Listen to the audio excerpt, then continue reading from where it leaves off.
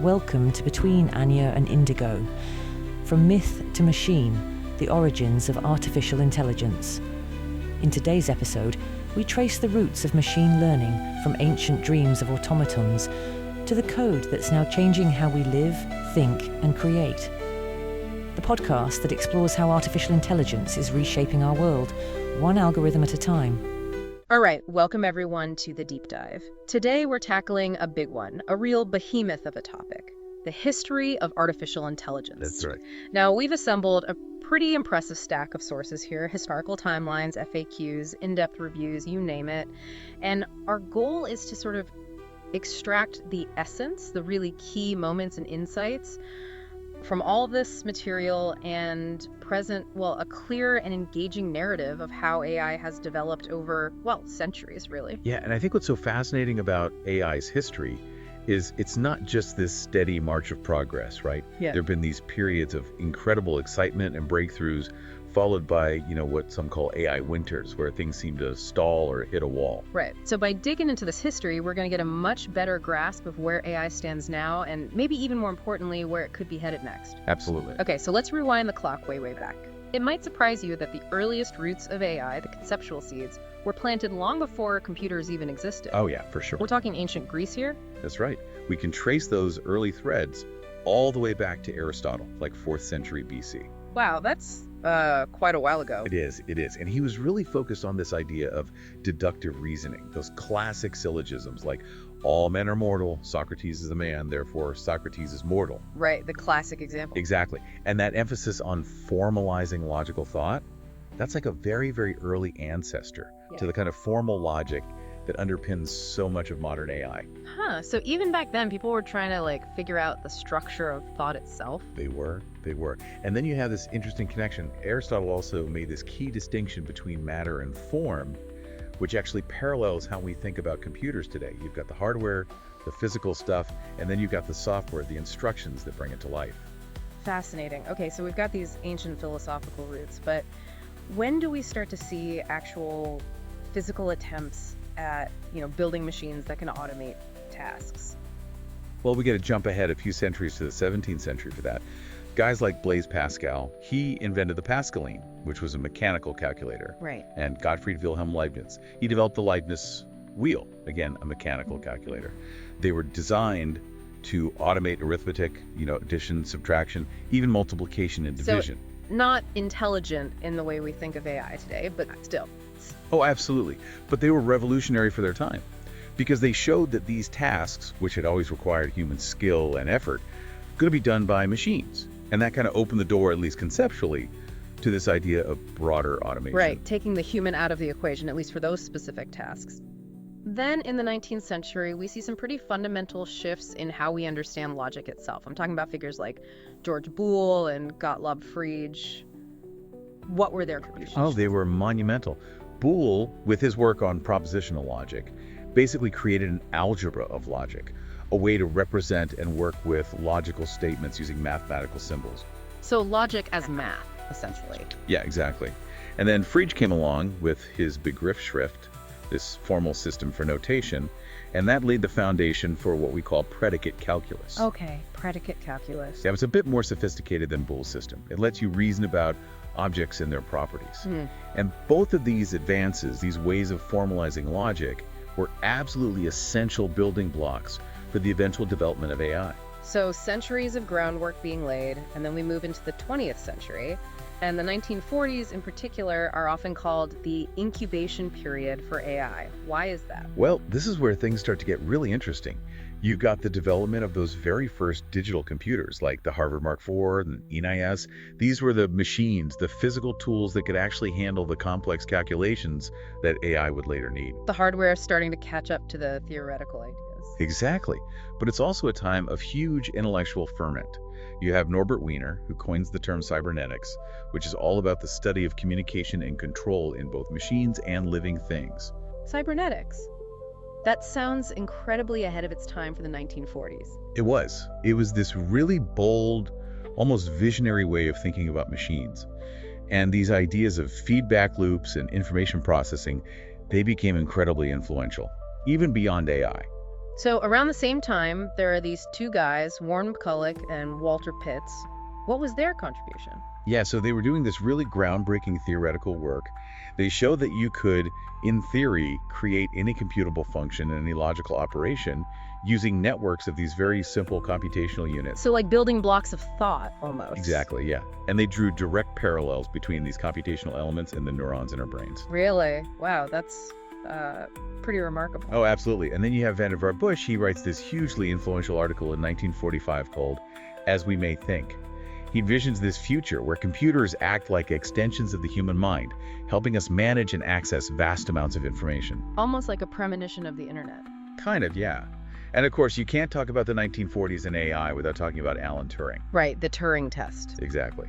But even before that, in 1948, he writes this paper called Intelligent Machinery, where he really digs into these questions of, can machines learn from experience? Can they simulate human intelligence? And this, I think, is where we see some of the core ideas of AI really taking shape. And Donald Hebb? Oh yeah, Hebb's huge too. He comes up with Hebbian learning in 1949. It's this key principle that explains how connections between neurons in the brain, or even in artificial neural networks, get strengthened when they fire together. Okay, neurons that fire together, wire together. I think I've heard that saying. Exactly, that's the one.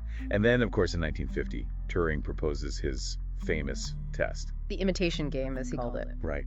The idea that if a machine can carry on a conversation so convincingly that a human can't tell it's a machine, well, then maybe we can start to talk about that machine actually thinking.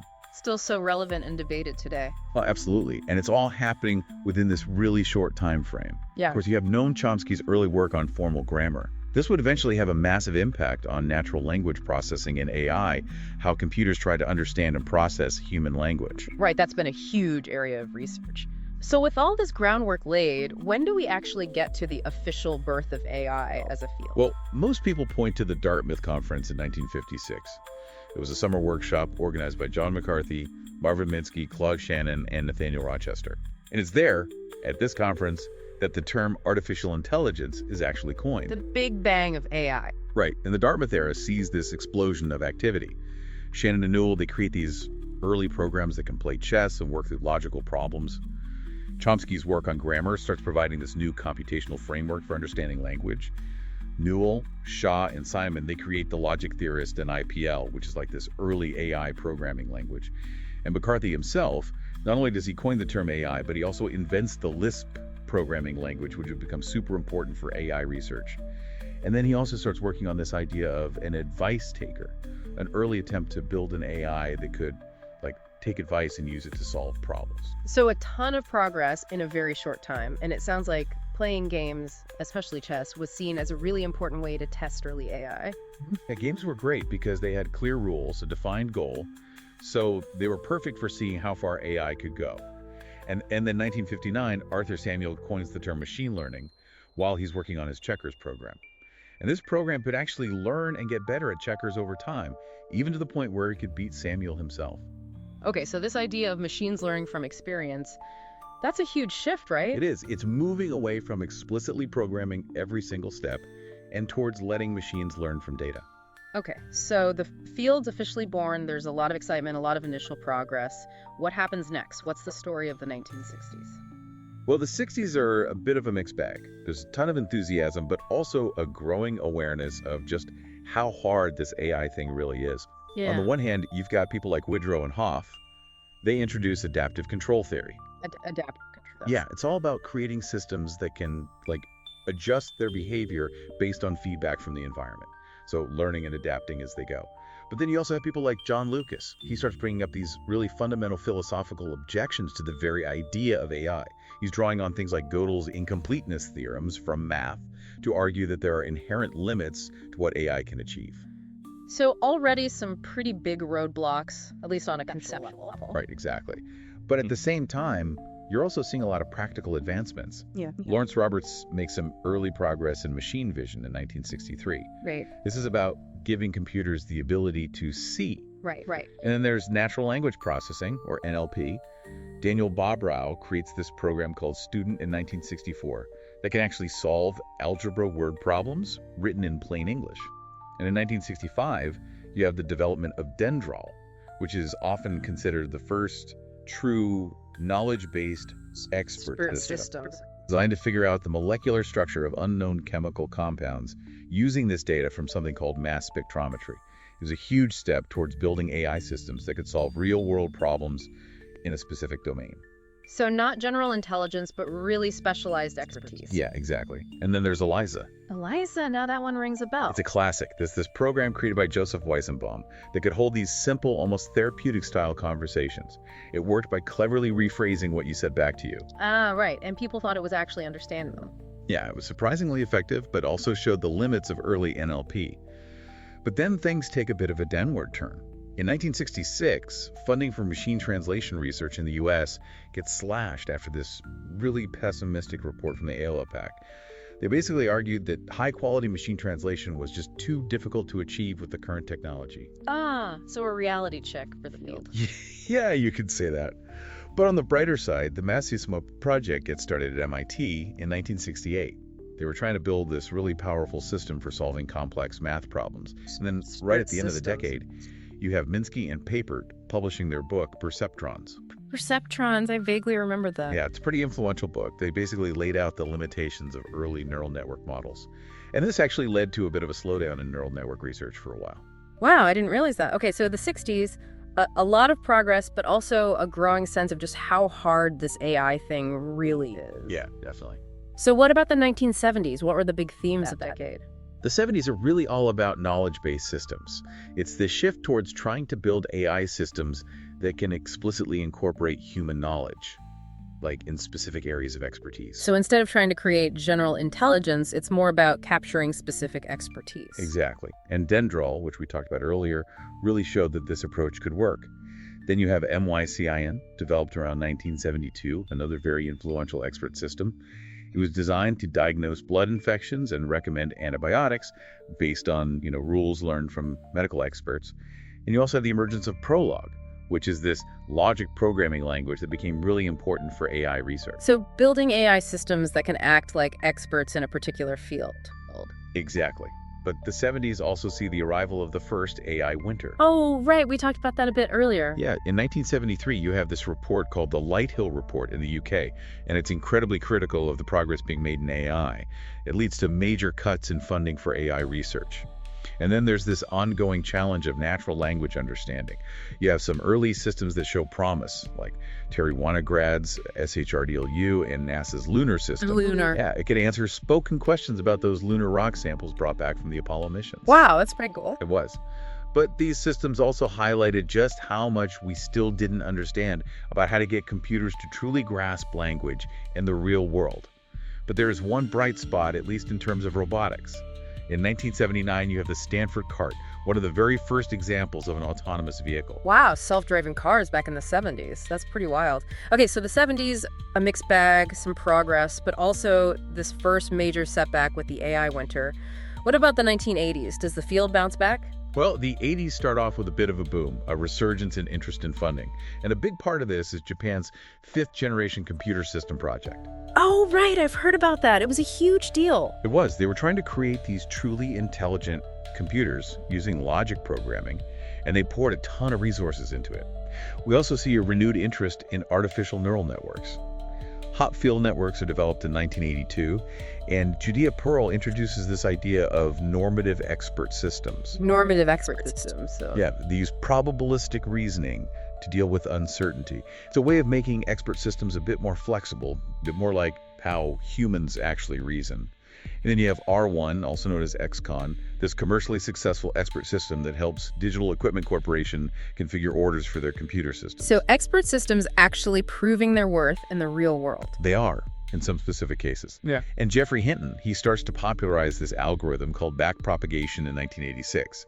This would later become super important for training those deep learning models that we have today. And around the same time, Ernst Dickmanns and his team in Germany, they build one of the first truly self-driving cars. So a lot happening in the 80s. It sounds like things were really looking up for AI. They were for a while. But then, by the end of the decade, we hit another AI winter. Another one. What happened? Well, a lot of the high expectations set during this boom just weren't met. Japan's fifth-generation project, while it made some progress in hardware, didn't really deliver on its promises of creating truly intelligent software. And the market for those specialized Lisp machines, which were used a lot for developing expert systems, they collapsed. So by the late 80s, there's this sense of disillusionment again. Funding dries up, research slows down. But it's important to note that even during this winter, some important work was still happening. Judea Pearl continued to work on probabilistic reasoning in AI, and Dean Pomerleau was developing Elevine, this system for autonomous navigation. So even during the downturns, progress continues, albeit at a slower Exactly. pace. Okay, so what about the 1990s? The 90s are often seen as an AI spring, a time of renewal. You have the U.S. military's DART program in 1991, which shows how AI can be used for logistics planning in complex situations. And then Jerry Tesoro develops TD Gammon in 1992. It's this breakthrough in reinforcement learning. Reinforcement learning, right. That's where an AI learns by trial and error. Yeah, exactly. And TD Gammon got really good at backgammon by playing against itself over and over. And then you have projects like CYC, which aim to build this massive database of common sense knowledge. So trying to give AI more of a general understanding of the world. Right. And there's also this shift towards using more data-driven approaches, more rigorous scientific methods in AI research. Okay, so the 90s, a period of recovery and some new directions. What about the 2000s? Well, this is when things really start to line up for the deep learning revolution that's about to happen. Computing power explodes.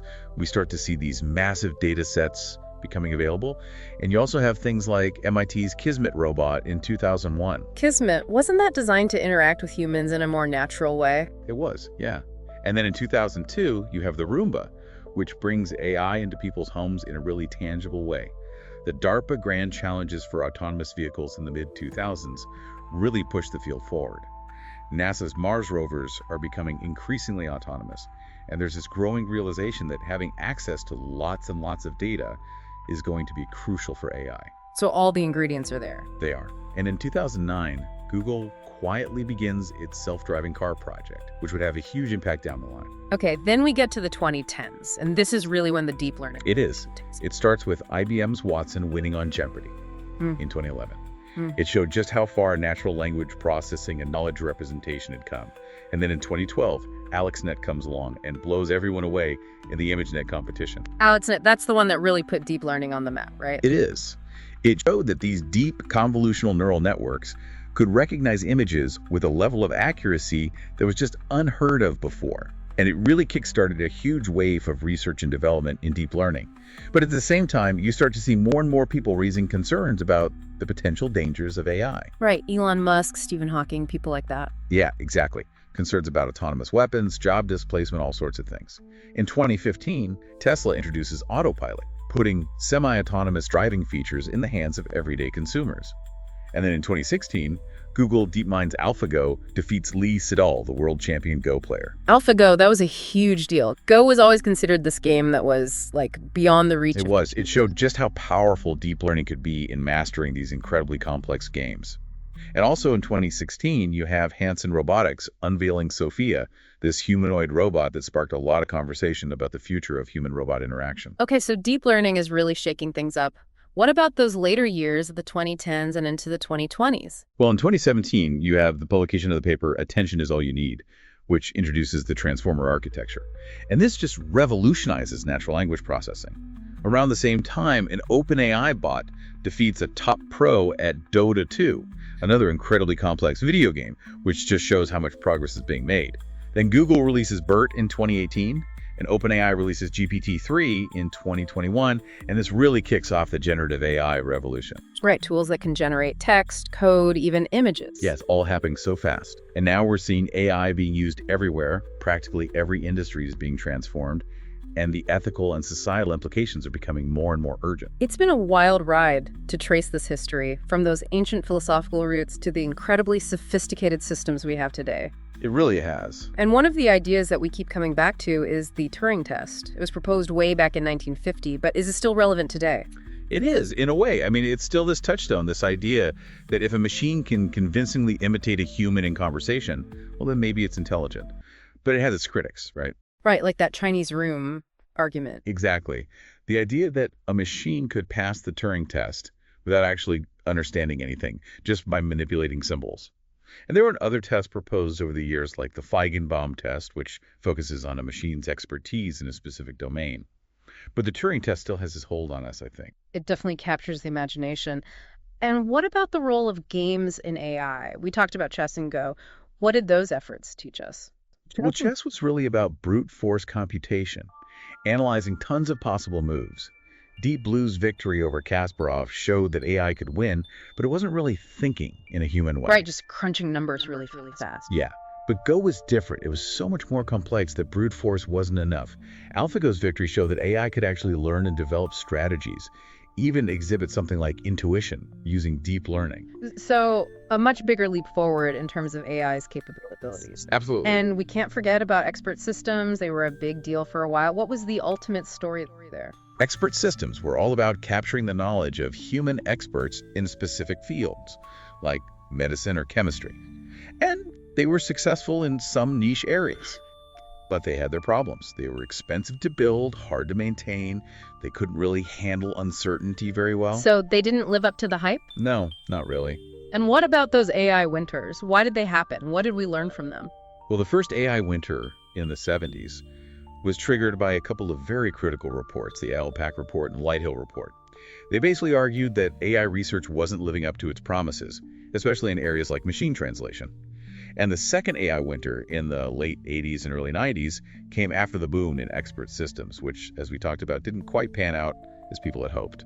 I think the big lesson here is about managing expectations, not overpromising, and focusing on solid, incremental research progress. Right, hype can be a double-edged sword. Exactly. And finally, what about Japan's fifth generation project in the 80s? What lessons can we draw from that?